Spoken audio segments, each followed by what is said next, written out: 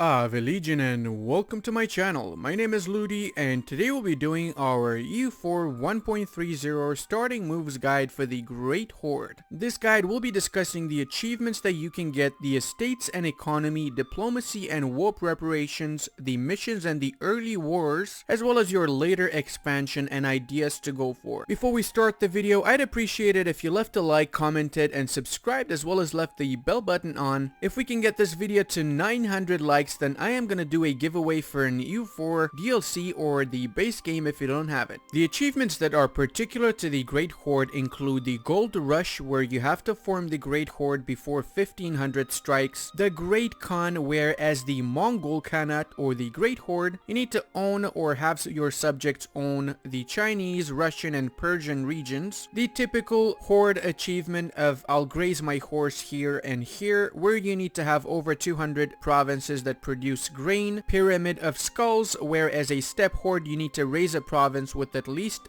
30 development, and Turning the Tide, where you need to have all institutions embraced by the end of the game. When discussing the estates, the first thing we'll be doing is summoning the diet and go for the only agenda that you get. Since you have only the tribes, you're going to get one mission, nothing to choose from. Then we're going to seize land from the estate, so we get an extra 5% towards our crownlands, and the privileges that we'll be giving towards the tribe are the greater autonomy for chieftains and the larger tribal hosts. The Great Horde's economy at the very start is actually quite good, but we don't need to worry about it too much, as we're actually going to be making most of our cash from raising the various lands that we conquer afterwards, and we're also going to be rushing for the gold mine in Bashgir. In order to get there, the fastest way would not be through Kazan first, but towards Nogai. We got 3 provinces we can take from them, and then we can take in our next war against Kazan the 1 province here. Trade-wise, you start off with 45% of the Astrakhan trade node, but that being said, it is not a super rich trade node, so you will have to change over initially to the Crimean trade node and later on towards the Novgorodi trade node. This is a great one to have as it is quite rich from the start, so we are actually going to be switching over our Kievan trader from collecting in Kiev, and we're going to send him to Crimea to start collecting from Crimea. When it comes to your rivals, it doesn't matter who rivaled you, what matters is who you rival as always. So we're going to go for Ryazan first together with Crimea, as these are going to be our first 2 targets after we start our expansion, and the third one is going to be Muscovy, as we are going to be attacking Muscovy after we consolidate our holdings in Ryazan and Crimea. Alliance wise, most of the times you will have both Nogay and Uzbek as a possible ally. Always go for Uzbek, as you will be expanding into Nogay sooner than later, and we definitely do need the Nogay lands in order to form the Golden Horde. If you do ally Uzbek, a lot of the times they will rival Nogay, so it's going to be a lot easier fighting them off. You might even be able to call in Uzbek against Nogay. A second really good alliance would be Akoyunlu. Try to get this before they get an alliance with the Ottomans, as if you don't ally them, most of the times they will ally the Ottomans. Another great alliance option is Ajam when it is available. Sometimes they rival you, but it's a 50-50 chance. Do be careful, however, as Ajam sometimes gets attacked by the Timurids. We do want the alliance with Ajam, however, as we want to both curtail the Timurids expansion as well as the Ottomans expansion, seeing as these 2 powers are going to be our main rival later down the road. Do remember that your initial allies are temporary, and as you go along through the game, you'll be changing your allies. The main goal as the Great Horde is going to have to be to reform the Golden Horde. In order to do this, we're going to need a lot of cities, including Crimea, Mansour, most of the Russian principalities here, together with Kazan and Nogay itself. This is easily achievable in the first few years if you follow this guide carefully. Your starting ruler is absolute trash, so what we want to do is make him a general in our army, so that maybe,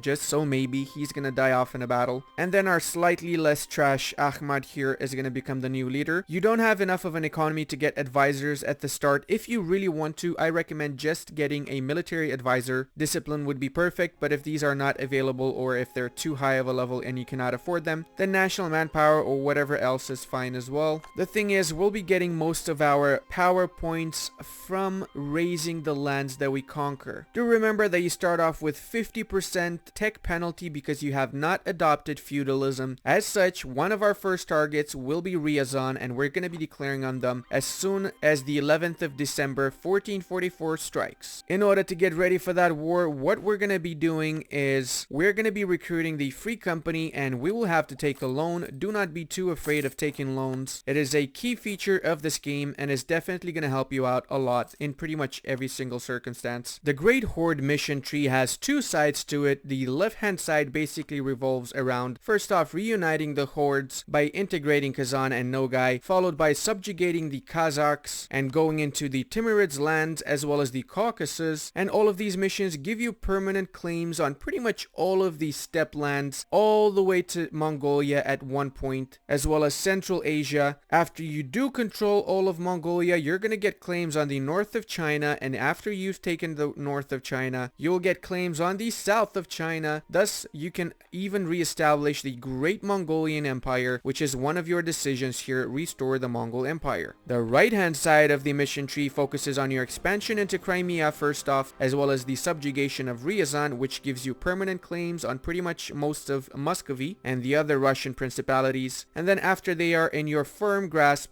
you get a nice boost to your admin and military power, as well as horde unity and prestige. So keep this for whenever your horde unity is down. You also have some generic missions in the middle part of the mission tree that will basically help you out along the way. On the 11th of December, make sure to declare war on Ryazan and set your tribal conquest as the CB so that you get 75% aggressive expansion for taking over all of Ryazan here. Do make sure to use your mercenary units to siege down Ryazan itself, as they're going to be using their own manpower pool rather than yours. Whilst the mercenaries are sieging down Ryazan, declare war on Crimea if they're allied to Kazan, which happens a lot of the times. I noticed. Do not co-belligerate them. Just attack and focus on Crimea first before turning your eyes to the Kazani. Make sure that you take out the Crimean army before they get a chance to unify with the Kazani army, and that you start carpet sieging them before turning your eye to the Kazan. Once the siege of Ryazan is finished, make sure you annex the whole country and take all the cash that they have as well. And before you start coring anything, do raise all of the provinces that they have to get the extra cash and power points from these provinces. Especially the province of Ryazan itself is going to give you a lot of points, and with those points you can actually core the provinces afterwards, as well as it lowers the overextension so that you can even integrate the Crimeans afterwards. A lot of the times the Genoans also declare war on Crimea after you've attacked them, so do make sure you siege down everything before you leave the provinces, otherwise the Genoans might even take some stuff from you, and you don't want that to happen. Kazan is quite a strong horde, so my suggestion when dealing with them is that you pick them off one by one whenever you can, and that you keep your army unified when fighting the Kazani armies. They should have about half of your strength army wise, and they almost never go for mercenaries, so you should be able to face off their armies whilst your mercenaries are sieging down their lands. You don't want to get 100% from Kazan. What you want to get is a little bit of cash, and if they have an alliance with Nogai, then cancel the alliance, as we're going to be attacking Nogai soon. You also want to have as short of a truce as possible with Kazan, which is why we're only going for 25% here. After you've pieced out Kazan, you can piece out the Crimeans as well. You will not be able to make them a vassal, and you're not going to be able to take all of their provinces. What you definitely need to take, however, is the province of Crimea and Mansur, as you need these two to form the Golden Horde, and you can just leave them as an OPM, which most likely the Genoans will be attacking. Take as much money as you can as well, and this is going to give you a coalition of Crimea itself, so nothing to be worried about. Before you do core everything, make sure to raise all of the lands as well. It's going to give you a lot of points, and I know there is a lot of debate whether you should be raising Tatar lands, since once you form the Golden Horde, you're going to have a cultural union, which means that all of the Crimean lands will be considered as equal to your lands. In order to form the Golden Horde fast, and in order to get the points that we need in the early game, we do have to raise these lands. And don't worry about development, as you're not going to be playing toll, you're going to be playing super wide as this nation. After you have 25 cities and you've subjugated Ryazan, that means after you've taken Ryazan and the Crimean lands, you can get the permanent claims on most of Muscovy. And by this time, Muscovy should be at war with Novgorod, which means that is basically a free kill for us. Bring your troops by the border with them and get ready for the war. Also change and add one more rival. I recommend adding Nogai Nogay, since you're going to be attacking them after the war with Muscovy. And whenever you can get another rival, go for Kazan, of course, since we're going to be attacking them shortly after we attack Nogay. Before you do attack, use the cash that you've taken from Crimea and ryazan as well as Kazan to build 5 more cavalry units. You will be going over your force limit by quite a bit, but don't stress about it. It's going to get better after you finish coring these new provinces you just took. The Muscovites should be quite busy with the Novgorodian war, but they do have a super large army due to their many vassals, so you have to be extra careful in this war and make sure that you keep your troops together. Make sure you set the war target as a neighboring province that you can take at the start of the war,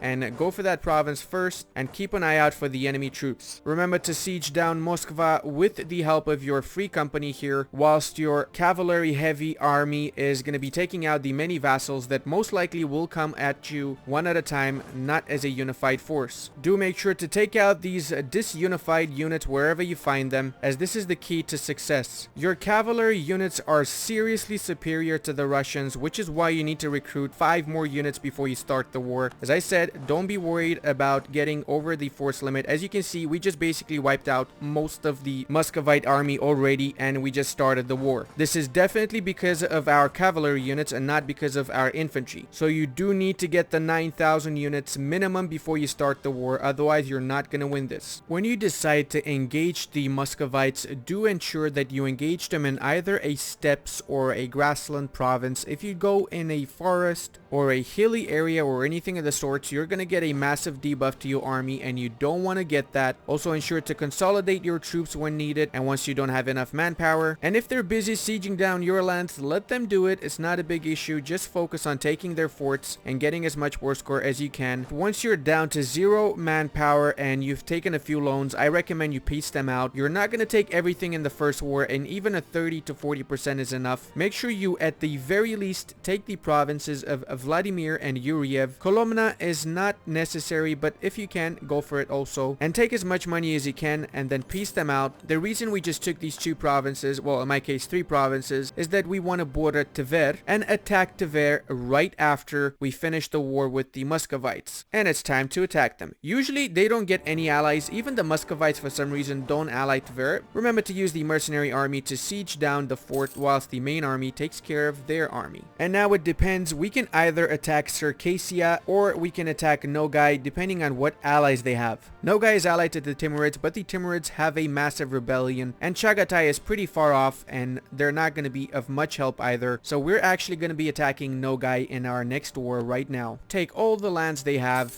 and make sure to, of course, raise everything before we core everything afterwards. And around this time, we should also be attacking Nogay. Set one of the closest provinces to you as the war goal and munch into the nation of Nogay. Make sure to take out their troops before they get a chance to merge up with the Chagatai troops or whoever they're allied to, and rush for their capital afterwards. Taking out Nogay's armies shouldn't be an issue, as after you've taken the initial army, whatever is going to be reinforcing their armies can be easily taken out one by one. And if they're sieging down some of your forts, that is okay, let them do it. Whilst they're busy with that, you can take care of their country, and when you're ready to attack them, bring out all of your troops and attack them. Also, do not be afraid to start reducing your war exhaustion by spending Diplo points. After you finish carpet sieging Nogay, go to their allies, whoever they might be, head on over and make sure you get enough war score to just white peace them. You don't want to be stressed with that war right now, and you want to just finish it as soon as possible so you can peace out Nogay and take most of their lands. If you want to get some cash out of them, you can just siege down a lot more provinces until they give you cash. I personally prefer to just peace them out as soon as I can so that I can focus my expansion back home. After you've pieced out Chagatai, you should have enough war score to take most of the southern and the 3 northern provinces of Nogay. Remember that we want to take these 3 provinces so we can get to the gold mine in Bashgird, and we want to take all of these southern provinces so we can border the Uzbeks as well as the Middle Eastern Persian entities here. Peace out, and don't worry about a coalition. It is going to be just Nogay and the Muscovites, both of which we don't need to stress about. Before coring, always remember to raise to lower the overextension as well as give you some more admin diplo and military points. As you may have noticed, we're about to hit our maximum monarch power when it comes to our military power, and now what we need to do is actually adopt the institution of feudalism. Because we've taken the provinces from Ryazan initially, as well as Tver and the Muscovites, we have enough provinces now to adopt feudalism ourselves, and we just need the cash for it. So we're gonna take a few more loans, and we have now enough cash to adopt it. Go ahead, do not unpause, as if you unpause you're gonna lose all your points. Instead, start investing in your military tech. You should have enough for a couple of techs, at least in your military and at least one in your diplo, and you're basically ahead of everybody around you when it comes to military tech now. So you have super soldiers. Yes, that is correct, super Mongolian people. Sometimes Kazan allies Transoxiana if Transoxiana managed to get their independence, but you should still have your Uzbek and Ajami allies, so call them in, even promise them land so they take care of Transoxiana for you, whilst you just focus on the Kazani themselves. After you siege down Kazan, remember to go down and take care of the Transoxiani as well. You, together with your Ajami and your Uzbeki allies, shouldn't have any issues dealing with Transoxiana, and you can split them up as good bros afterwards, or you can just do whatever you want. After you do peace out Transoxiana, we're gonna go on over to our Kazani friends and make sure to split them up in as many parts as you can. Remember to take the gold mine in Bashrik and the province of Kazan itself,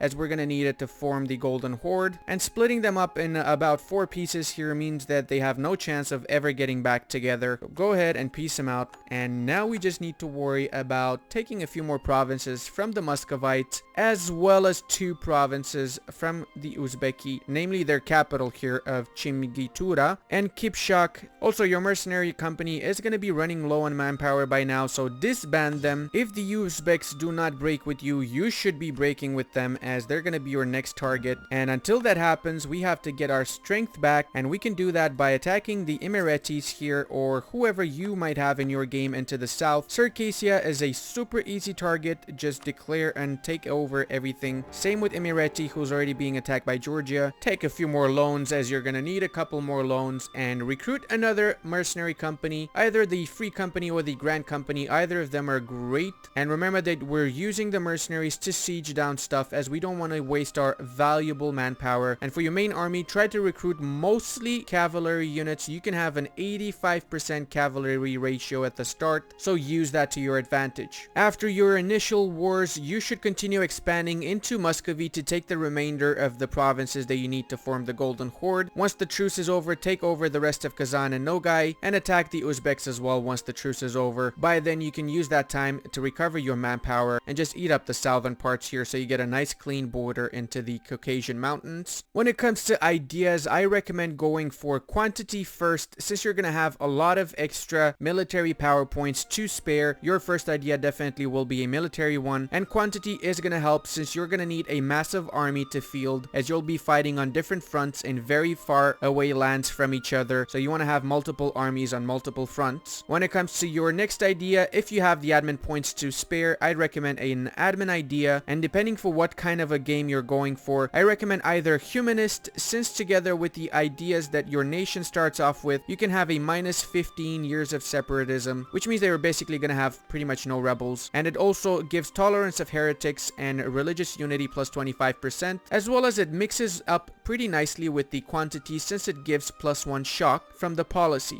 If you're going for a one faith or a one culture, then I recommend instead of humanist to go for religious, as it's gonna help out with converting the lands, and it also mixes super well with quantity since it gives +10 morale of armies from the policy. And if you want to convert lands, then you also get minus 25% culture conversion cost. I hope you guys enjoyed this video, and if you did, don't forget to leave a like, comment, and subscribe, as well as leave the bell button on. It would really help me out so much, and it would encourage me to make more videos like these in the future. I also want to thank my patrons. If you'd like to become one of my patrons, then check the link in the description, and until the next one, have a great day.